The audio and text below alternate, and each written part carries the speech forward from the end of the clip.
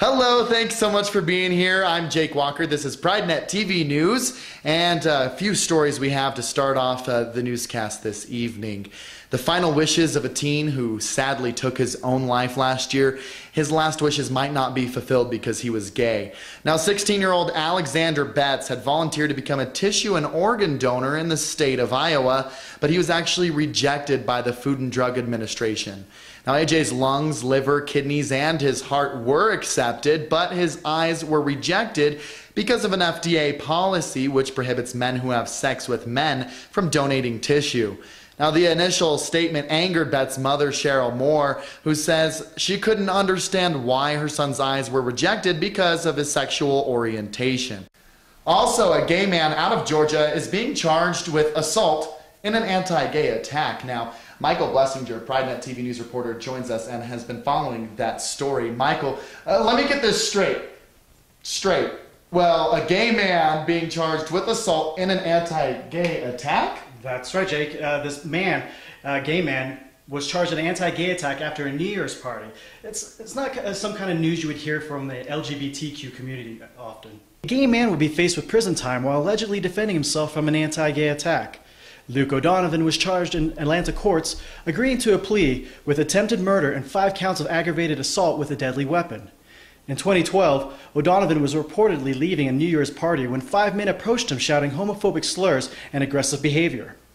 ODonovan allegedly defended himself with a pocket knife, stabbing one of the assailants 5 times, while ODonovan himself was stabbed 3. The Atlanta courts charged ODonovan with 2 years of prison, 8 years of probation, and facing banishment from counties in Georgia, including his hometown. The assailants have no charges made against them. Michael Blessinger, cosPRIDE News. And Campus Pride has announced its annual list of 50 of the friendliest LGBTQ colleges throughout the nation. Now, the listing is based on surveys conducted by the Campus Pride Index, and the report helps exemplify now more than ever colleges today want to be viewed as LGBTQ friendly and a welcoming place for all students. Now, unfortunately, no Colorado campuses were included on the list. However, some notable universities received the honor, included Harvard University, Cornell University, the University of California, Los Angeles, and Ohio State University. Now, a full list of those colleges can be found online, campuspride.org. And the 9th annual Gay Games in Cleveland, Ohio wrapping up. We join Alexander Nedd, cosPRIDE TV News reporter, for an update recap on that. Alex, how did things go this year? That's right. Last Sunday, a week full of fun and fabulous competitions came to an end in Cleveland, Ohio. The annual Gay Games closed this Sunday after being met with record attendance and included President Obama welcoming over 10,000 athletes from 48 states and 51 countries. The event was held from August 9th through the 16th and featured over 37 different sports and cultural events. There were many highlights during the week, but none bigger than the feat accomplished by 99-year-old Ida Keeling. Keeling became the first person in the age of 95 through 99 bracket to run 100 meters in an internationally certified race. Keeling completed the run in 59.8 seconds. Now, the Gay Games are held every 4 years and encourage athletes from around the world to participate. I don't know about you, Jake, but I think it's time to step up our game. I'm Alexander Nedd, Colorado Springs, PrideNet TV News.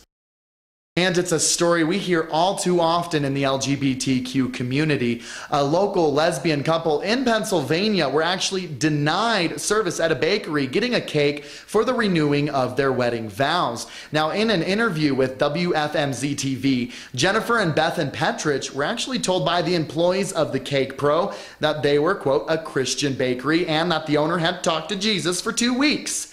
Now, because it was for 2 females getting married, they couldn't make the cake, and the decision is actually legal in Pennsylvania, despite the state allowing same-sex marriages. Now, the backlash has created a lot of support for the lesbian couple who say they plan on finding a new bakery here in the near future.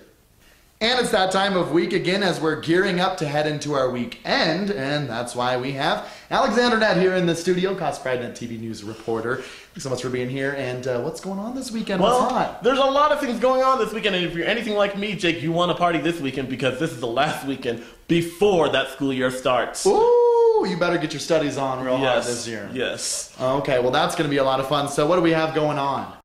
That's right, be sure to dress your best this weekend. It's Sexy Saturday for Club Q, and also this Sunday, celebrate with the cast of Crush right at Club Q with Crush Sunday. Now remember, nobody parties like Club Q, so we hope to see you there this weekend, and as always, party responsibly. Now back to you, Jake. Thanks so much, Alex, for that report. Also, the ALS Water Challenge has been sweeping the nation. YouTube videos all over the net. I'm sure you've seen a few of them yourself, and actually it's coming right here to PrideNet TV News. We were actually nominated by Dante Infern O within the mix to do the ALS Water Challenge, so follow me outside. We're gonna get all cold and wet. Let's go.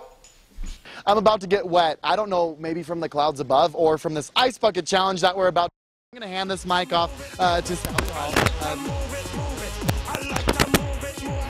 down with me, guys.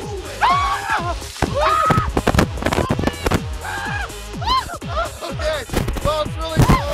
We got to nominate 3 people. Who do you nominate? My mom! Yo, mama! Bringing me into this world. I'm nominating my brother, Ty Walker. You got 24 hours to do this. My boyfriend, Jason Schaff. Do it. Oh, my God, it's